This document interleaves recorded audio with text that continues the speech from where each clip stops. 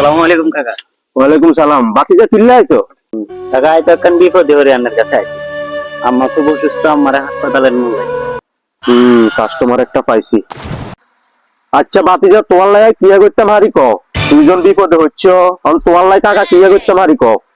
কাকা আনেটি এখন 10,000 দেন, কয়েকদিন হরে জায়গা বেশি আনের দিতে মই।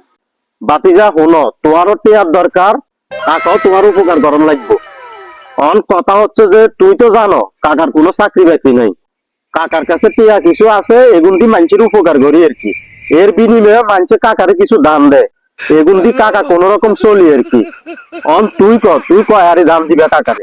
কাকা কিয়া কোন এখন আয় দান কন্ডে তুমি দেবো। কাকা আয় আন্নারে দান কয়টি আইয়ে হিসাব করে টিয়া দিয়ে দেবো আরে। তবা বাতিজা কিয়া কও এগুন? কাকা কি সুদ খায় নাকি? তোমার কাছে কি কাকারে সুদই মনে হয় নাকি?